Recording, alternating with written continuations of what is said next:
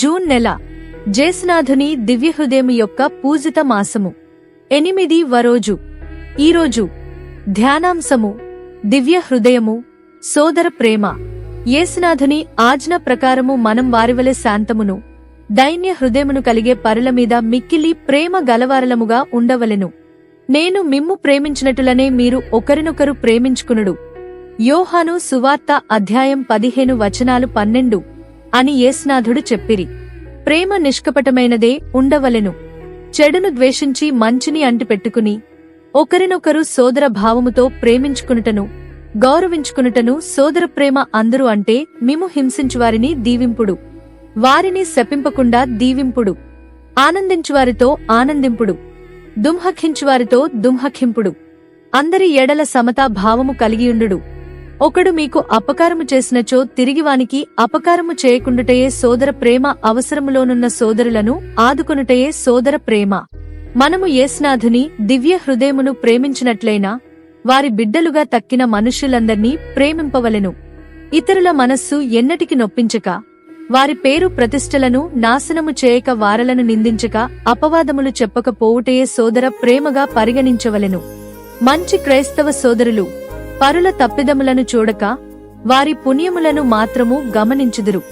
పరుల క్రియల యందు దోషములు కనిపించినప్పటికీ వారలను నిందించక, వారి తలంపులు మంచి తలంపులుగా నుండవచ్చునని ఊహించుకుని ఆ తప్పిదములకు మన్నింపునిత్తురు.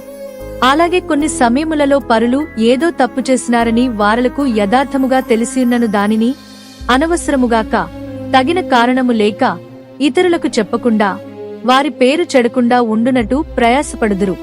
హంసపక్షి నీళ్లు కలిసిన పాల నుండి నీళ్లను వెడదీసి పాలను మాత్రం పానము చేయునట.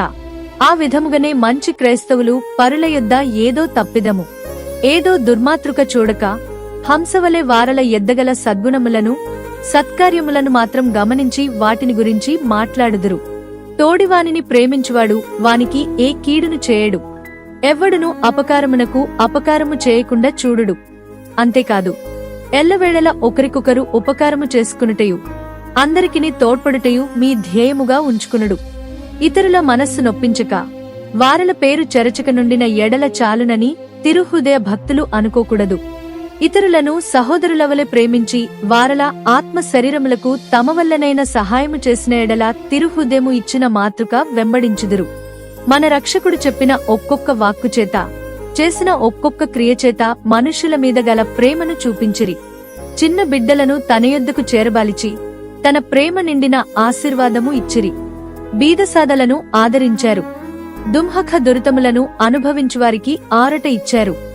వ్యాధిగ్రస్తులను సందర్శించి ఆరోగ్యము నొసగి పాపాత్ములను మన్నించి అందరికి సహాయపడి ఆధారముగా నిలిచారు. జెరూసలేము పట్టణమునకు రాబోవు నాశనము గురించి దుంహకించారు, కన్నీళ్లు కార్చారు. తన శత్రువులను నిర్మూలం చేయలేదు. ఒక సమయములో సమరియా పట్టణస్థులు యేసుకు తమ ఊరిలో నిలుచుటకు కూడా స్థలమియ్యక బయటకు త్రోసివేసినందుచేత అపోస్తులు ఆ పట్టణమును నాశనము చేయవలేనని అడిగిరి. అయినను దయామయుడైన రక్షకుడు వారల దోషము చూడక జనులను నాశనము చేయక, వారల ఆత్మలను రక్షించుటకే తాను ఈ భూలోకమున అవతరించారని పలికిరి.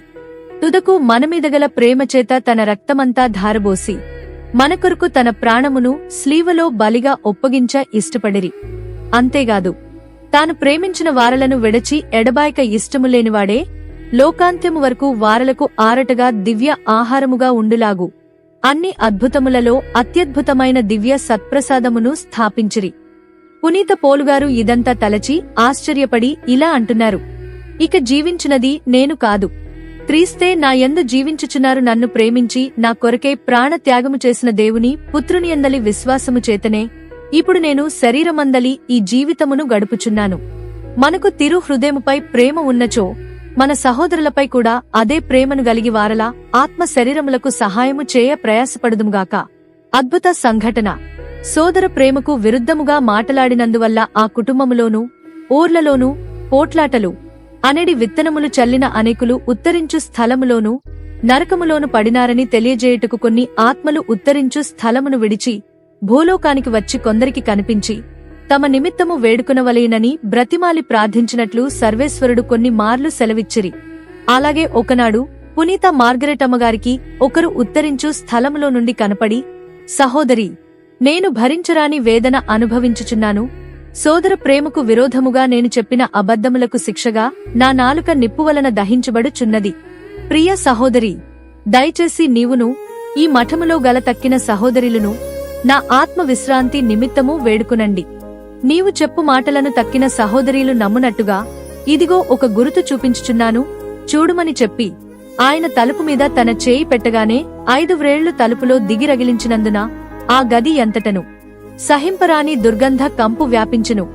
ఈ విషయము ఆ పునీతురాలు మఠములోనున్న వారందరికీ తెలియజేయగా అందరును ఆమె కనిన దర్శనము నిజమే అని ఒప్పుకుని ఆత్మ కొరకు వేడుకొనిరి. పునీత మార్గరిత మరియమ్మగారి సుకృత వాక్యము. యేసు ప్రభువు నీ హృదయములో నివసించినట్టుగా ఇతర ప్రేమలను వెడనాడుము. తప్పిదములను మహా హెచ్చరికతో విసర్జించుము. అందరేడల ఓర్పుతో నడుచుకునుము. అందరితో ఒద్దిక కలిగియుండుము. ఎవరితోనూ విరోధం పెంచుకోకు. సోదర ప్రేమ కలిగి యేసునాథుని దివ్య హృదయమునకు ప్రియపడ ప్రయాసపడుము. సుకృత జపము. యేసునాథుని మధురమైన దివ్య హృదయమా, నేను మిమ్మును అధికమధికముగా ప్రేమించుటకు సహాయపడండి. యేసు తిరు హృదయమునకు సమర్పించుకును జపము. ఓ యేసువా, మా దివ్య రక్షక, మమ్మును మా కుటుంబమును మీ దివ్య హృదయమునకు అర్పించుచున్నాము. మా హృదయములను మీ ఆధీనమున ఉంచుచున్నాము. వాటిని శుద్ధీకరించి బలపరిచి బాగుచేసి మీ దివ్య ప్రేమను వాటియందు నింపండి. ఓ మహాప్రేమగల తిరు హృదయమా, ఈ లోకములో మీరు మాకు బలముగను జీవముగను ఉండి మరు లోకములో నిత్య కాలమునకు మా ఆనందమును భాగ్యమునే యుందురుగాక. ఆమెన్. యేసుక్రీస్తునాథుని వెలలేని తిరురక్త ఫలములను చూసి ఉత్తరించు ఆత్మమీద మామీద దయగా ఉండండి స్వామి. పరలోక జపము. పరలోకమందుండెడు మా యొక్క తండ్రి, మీ నామము పూజింపబడునుగాక. మీ రాజ్యము వచ్చునుగాక. మీ చిత్తము పరలోకమందు నెరవేరునట్లు భూలోకమందు నెరవేరునుగాక. నానాటికి కావలసిన మా ఆహారం మాకు నేటికి అనుగ్రహింపుము. మా యొద్ద అప్పు పడినవారి మేము మన్నించినట్లు మా అప్పులను మీరు మన్నించండి. మమ్ము శోధనయందు ప్రవేశింపనివ్వక కీడులో నుండి మమ్ము రక్షించండి. ఆమెన్. మంగళవార్త జపము. దేవవర ప్రసాదము చేతనిండిన మరియమ్మ, వందనము. ఏలినవారు మీతో ఉన్నారు. స్త్రీలలో ఆశీర్వదింపబడినవారు మీరే. మీ గర్భ ఫలమగు జేసువు ఆశీర్వదింపబడినవారు అగునే. పరిశుద్ధ మరియమ్మ, సర్వేశ్వరుని యొక్క మాత, పాపాత్ములమై యుండెడు మా కొరకు ఇప్పుడును మా మరణ సమయమందును ప్రార్థించండి. ఆమెన్. త్రిత్వ స్తోత్రము. పితా, పుత్ర, పవిత్రాత్మకు మహిమ కలుగునుగాక. ఆదిలో కలిగినట్లు ఇప్పుడును ఎప్పుడును సదాకాలము కలుగునుగాక. ఆమెన్. జేసునాథుని యొక్క పరిశుద్ధ దివ్య హృదయమా, మామీద దయగా ఉండండి స్వామి. జేసునాథుని యొక్క పరిశుద్ధ దివ్య హృదయమా, మామీద దయగా ఉండండి స్వామి. జేసునాథుని యొక్క పరిశుద్ధ దివ్య హృదయమా, మామీద దయగా ఉండండి స్వామి.